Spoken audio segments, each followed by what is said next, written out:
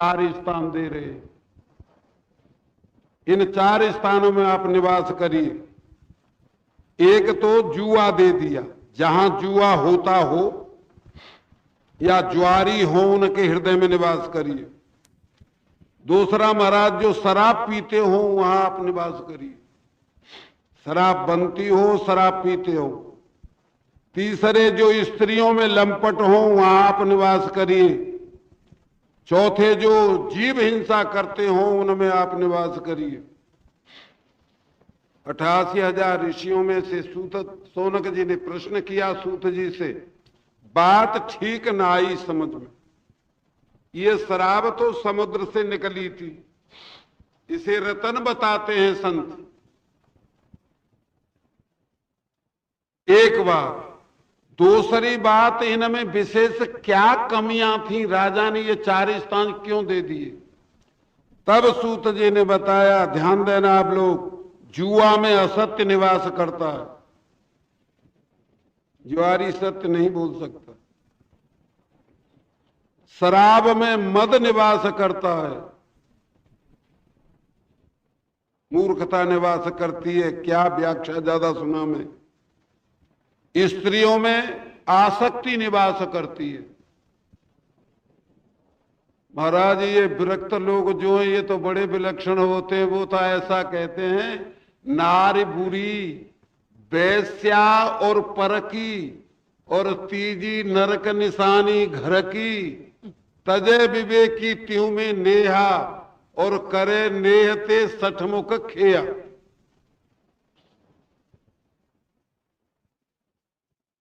आसक्ति निवास करती है, अर्थ धर्म और मुक्ति सबका नाश होता है। आसक्त नहीं होना चाहिए। चौथे जो हिंसा का स्थान दिया उसमें निर्दयता निवास करती है। हिंसा करने वाले को दया नहीं आती।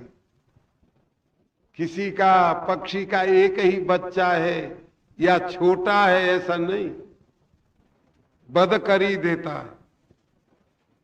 महाराज इसलिए राजा ने ये 4 स्थान दे दिए। कलयुग बड़ा चतुर था। कलयुग ने हंस करके कहा, राजन थोड़ा विचार करिए।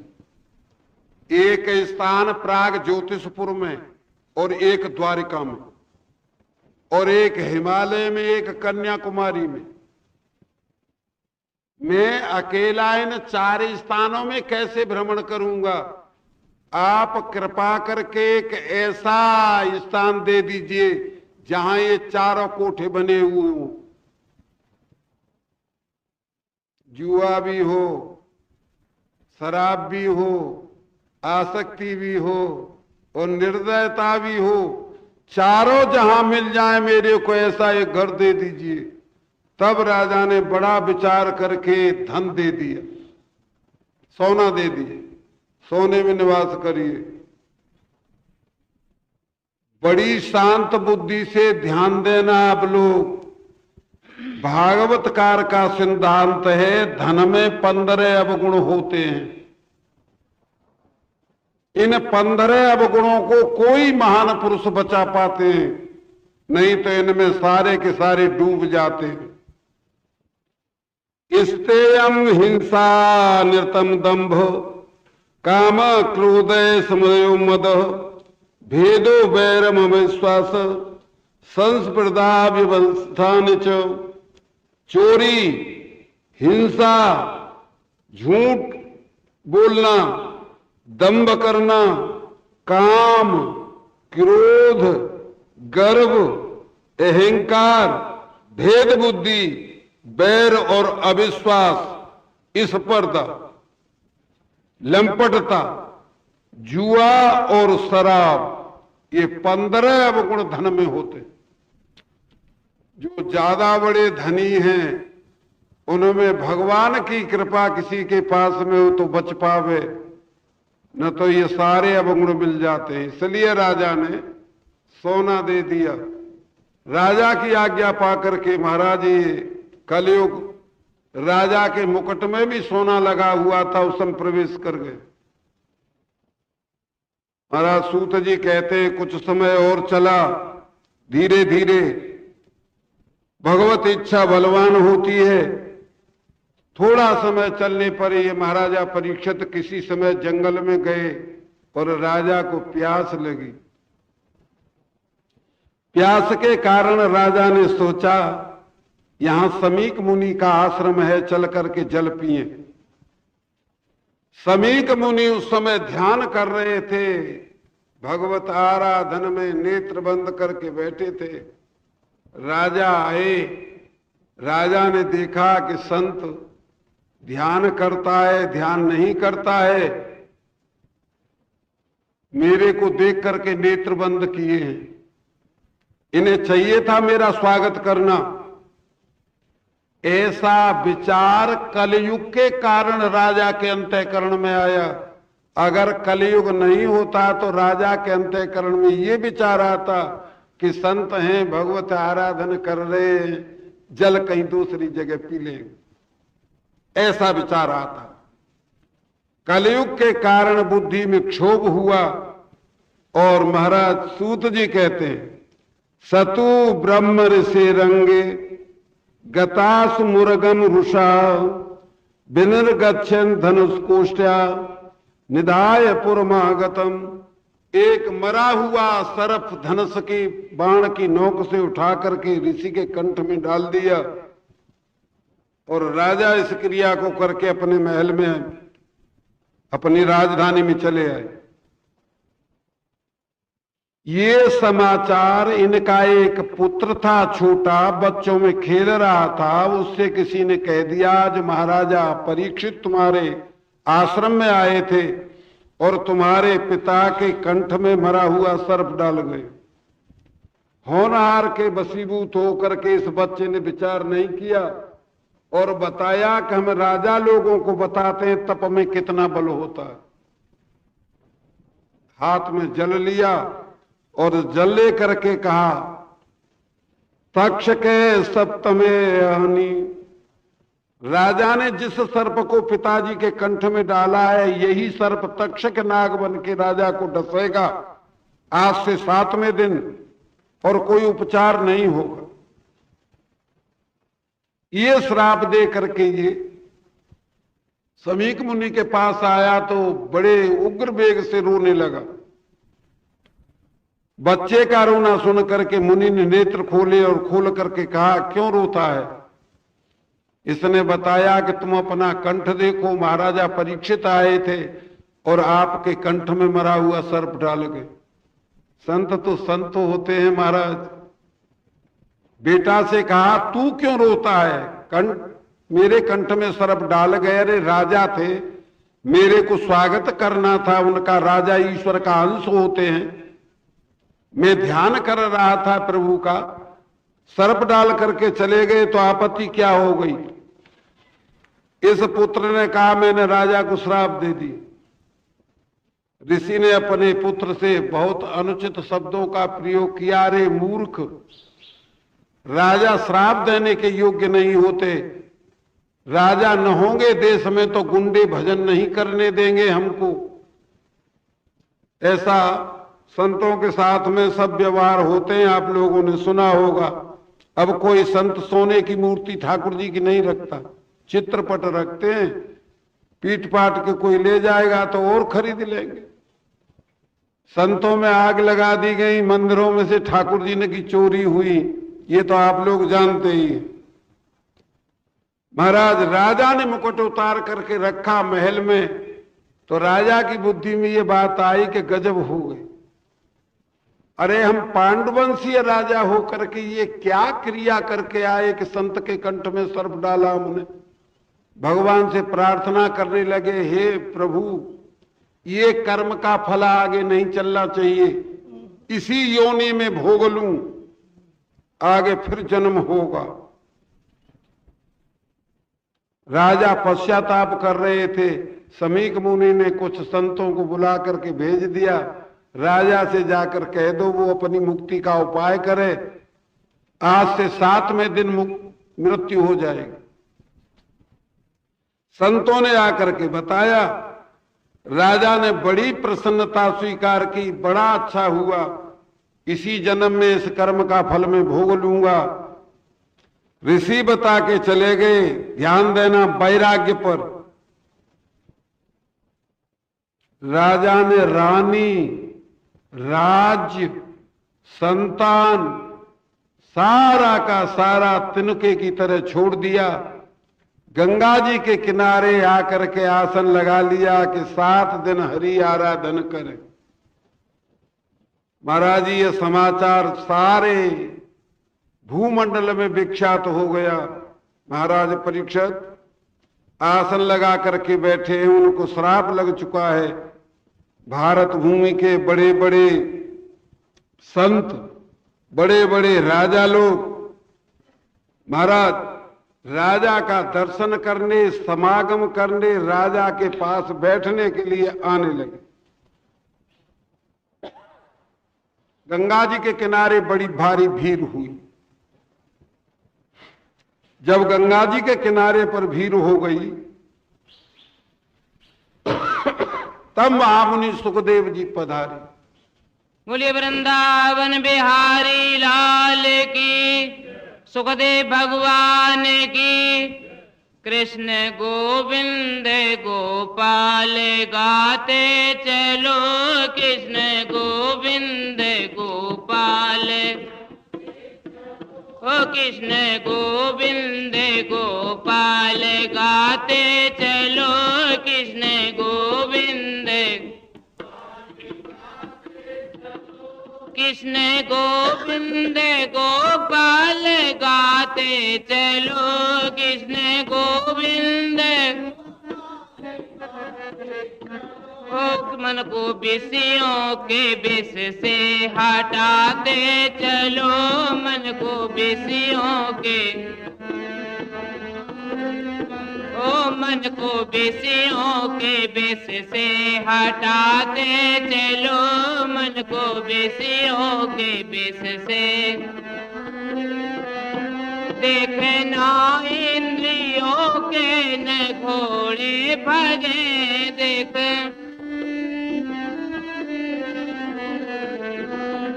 देखना इंद्रियों के न घोड़े भगे, देखना इंद्री। राते दिन इन पे संयम के कोड़े लगे, राते दिन इन पे,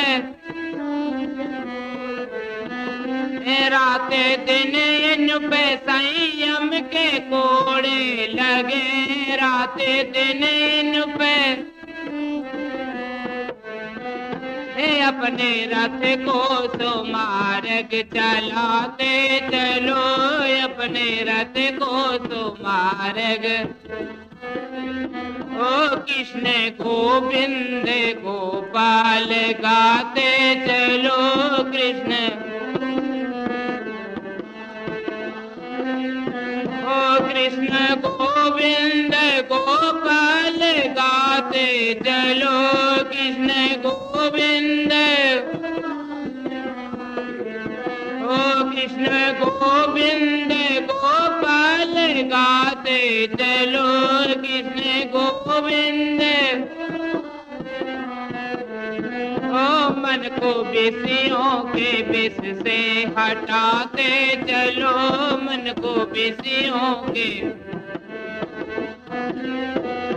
प्राण जाए मगर नाम भूलो नहीं, प्राण जाए,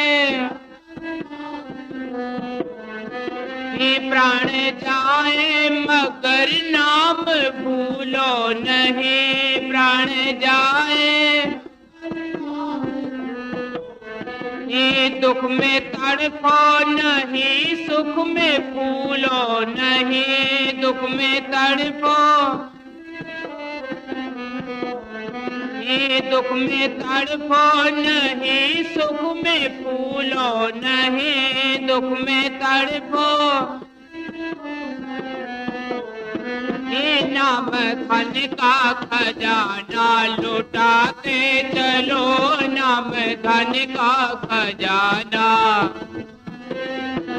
ओ कृष्ण गोविंद गोपाल गाते चलो, कृष्ण गोविंद।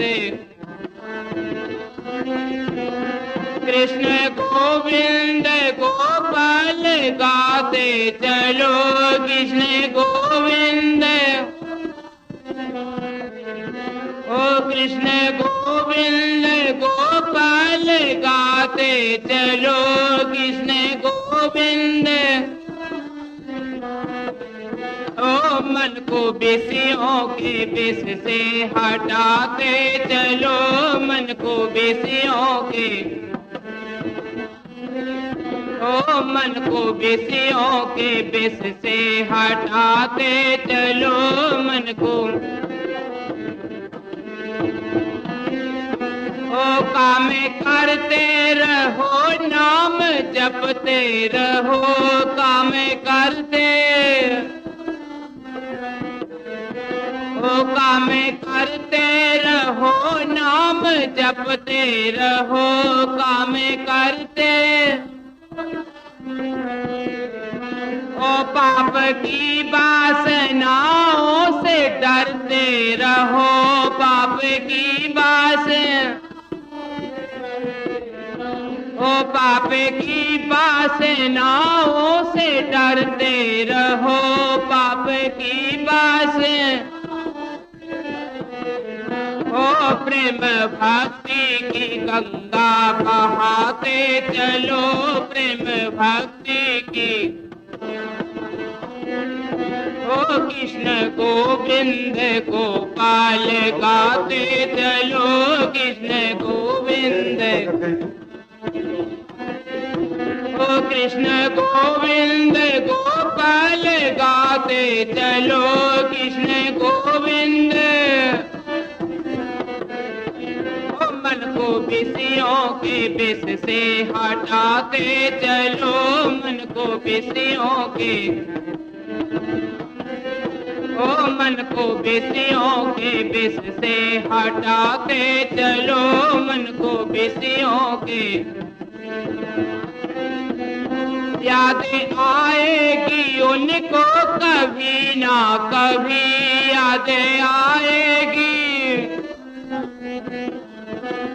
याद आएगी उनको कभी ना कभी, याद आएगी। दर्शन देंगे वो हमको कभी ना कभी, दर्शन देंगे, दर्शन देंगे वो हमको कभी ना कभी, दर्शन देंगे। ऐसा विश्वास दिल में जमाते चलो, ऐसा विश्वास दिल में। ओ कृष्ण गोविंद गोपाल गाते चलो, कृष्ण, ओ कृष्ण गोविंद गोपाल गाते चलो, कृष्ण गोविंद। ओ मन को विषयों के विष से हटाते चलो, मन को विषयों के विष से, ओ मन को विषयों के विष से, ओ मन को विषयों के विष से हटाते चलो, मन को विषयों के विष से। बोलिए वृंदावन बिहारी लाल की, बोलिए सुखदेव भगवान की जय। बोलो कृष्ण बलदेव की जय। भगवान व्यास पुत्र सुखदेव जी पधारे। महाराज सूत जी कहते हैं, तत्रा भगवान व्यास पुत्रु यद इच्छा समागमम, अपनी इच्छा से, बुलाने से नहीं। 16 साल की आयु थी, दिशाएं वस्त्र बने हुए थे, कुछ बच्चे धूल उड़ाते थे, ये कौन है, पागल है या कोई साधु है। ऐसी स्थिति में मुख पर मुस्कान थी। इस संत समाज में महाराज गंगा के किनारे पधारे, सारा समाज ने स्वागत किया, खड़े हो गए। राजा ने अपने भाग्य की सराहना की, आसन दिया, पूजा की, आप लोग विशेष ध्यान देना, समाधि भाषा का प्रसंग सुना रहे हैं आपको। ध्यान से सुनोगे तो कुछ समझ में आ जाएगा।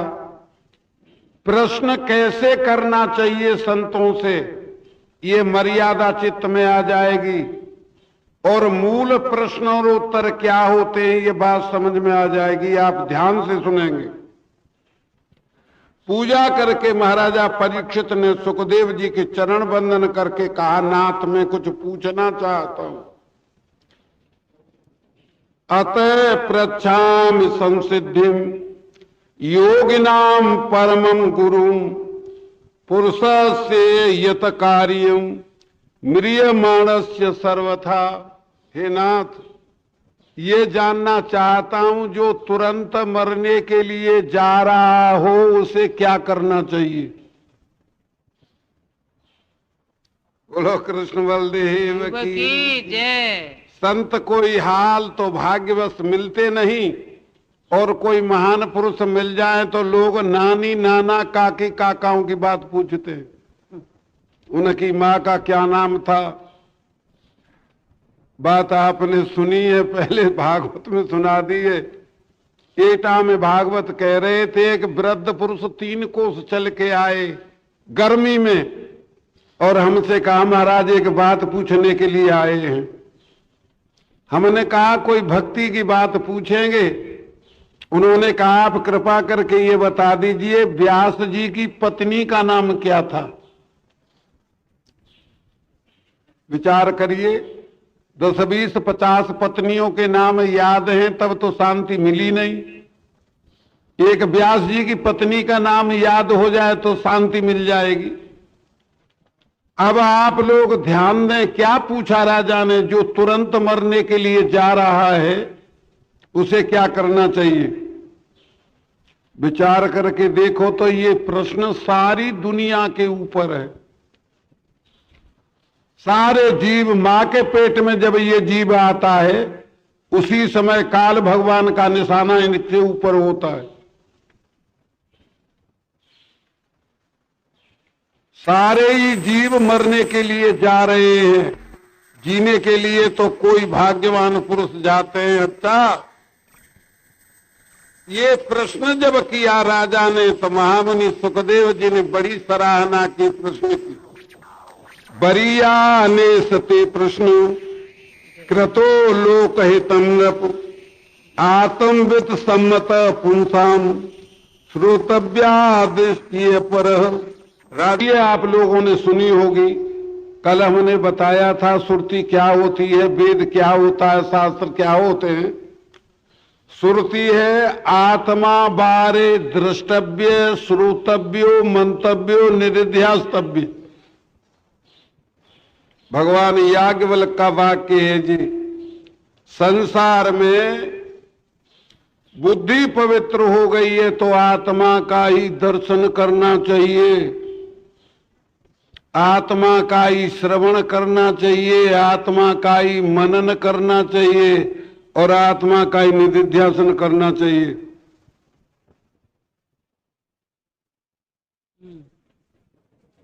आप लोगों ने सुना होगा ऐसे, श्रवण कायते कहें, मनन कायते कहें, निधिध्यासन कायते कहें, ये सारे हमारे शास्त्र वेद पुराण विद्या के 18 स्थान हैं। ये असलियत में क्या कहते हैं, इस बात को गुरु द्वारा ठीक समझ लेना श्रवण कहलाता है। जितने शास्त्र के शब्द हैं उन सब को युक्तियों से समझ लेना श्रवण है। जीव और ब्रह्म के भेद की बाधक अभेद की साधक युक्तियों से अद्वितीय ब्रह्म का चिंतन मनन कहिए। ध्यान देना आप लोग, व्यवधान रहित निधिध्यासन का अर्थ है व्यवधान रहित स्वरूप स्थिति को निधिध्यासन कहते हैं। व्यवधान माने किसी वस्तु की छाया बुद्धि में न पड़े।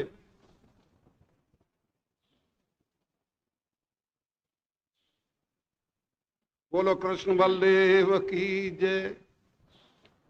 किसी संसार के पदार्थ की छाया न पड़े, आत्मा की अद्वितीयता, ब्रह्म रूपता, सच्चिदानंद रूपता बुद्धि में बस जाए, इसे निधिध्यासन कहते हैं।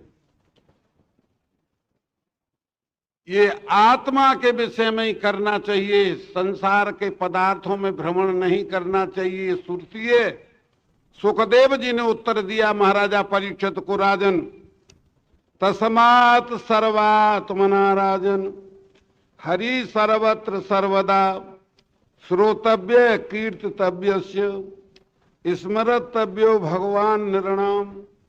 राजन, आपके प्रश्न का उत्तर है सबके हृदय है। ईश्वर का दर्शन जीव को 3 प्रकार से होता है, विशेष ध्यान दें। एक तो परोक्ष दर्शन होता है, जैसे आर्य समाजी सज्जन होते हैं जो निराकार स्वीकार करते हैं ईश्वर को, उनको परोक्ष दर्शन होता है। परोक्ष का अर्थ हुआ जैसे हमने देखी नहीं है, बंबई सुनी है, बंबई है, ये परोक्ष दर्शन है।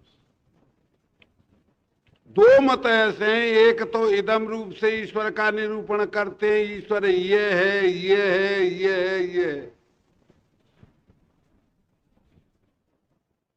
तीसरा सिद्धांत है अहम रूप से ईश्वर का निरूपण करते हैं। भगवान राम ने, कृष्ण ने अहम रूप से ईश्वर का निरूपण किया।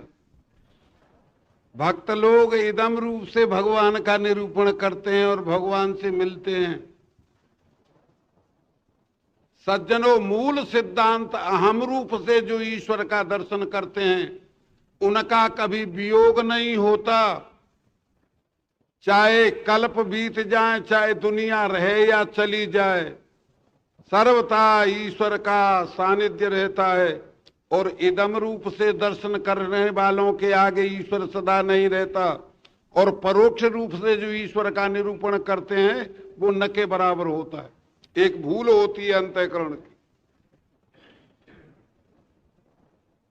सुखदेव जी ने बताया आत्मा के रूप में जो ईश्वर बैठे, राजन इनका दर्शन करना चाहिए, इनका श्रवण करना चाहिए, मनन करना चाहिए, निधिध्यासन करना चाहिए।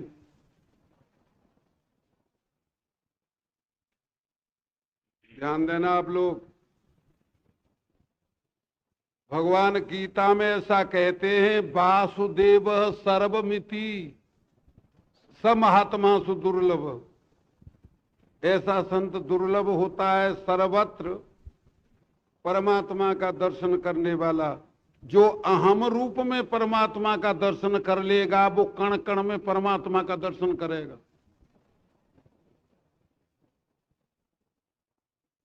इदम रूप में जो भक्ति के वशीभूत करके परमात्मा का दर्शन कर लेगा वो अंतःकरण की वासना के अनुरूप करेगा।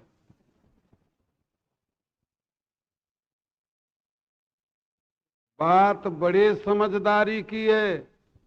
किसी सज्जन को संदेह हो, किसी संत को संदेह हो तो पूछ लें एकांत में। महामुनि सुखदेव जी ने प्रश्न का उत्तर दिया। ये एक कथा आती है सज्जनों, उसे प्रत्येक भागवत में सुनाते। महाराष्ट्र में एक संतों की सभा हुई थी। ये कथा क्यों सुनाई जाती है? इसलिए हृदय में बैठे परमात्मा का जब दर्शन होता है तो कण कण में परमात्मा का दर्शन को होता है। और जब तक हृदय में बैठे परमात्मा का दर्शन तुमको नहीं होगा तब कण कण में परमात्मा को नहीं जान सकते आप। चाहे किसी भेष में हो जाएं, चाहे कोई नाटक वाला ने संसार का, आंटी में ते पैसा तो तुम्हारी में ते लिखा ले जा सकते हैं, लेकिन आत्म साक्षात्कार नहीं हो सकता, नहीं हो सकता, नहीं होगा। ये ध्यान दें, महाराष्ट्र में एक सभा लिखी है संतों ने, वहां सारे संत एकत्र हुए थे। उस समाज की अधिष्ठाता एक मुक्ता नाम की बाई थी।